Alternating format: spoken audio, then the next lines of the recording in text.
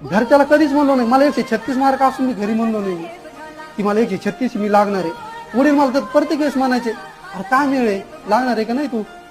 मला लागणार, थोडं थांबा येणार रिझल्ट. मग आम्हाला तर सांग खरं काय आहे तर. मला काय 136 मार्क आहे, रिझल्टच नाही आला म्हणलं आपला.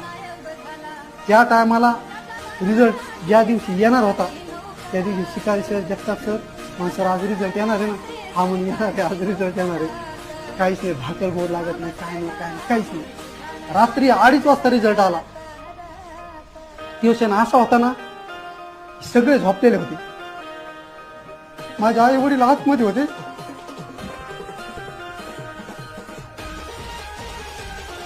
मी 2:30 वाजता दरवाजा उघडला, सगळे काही झोपलेले होते.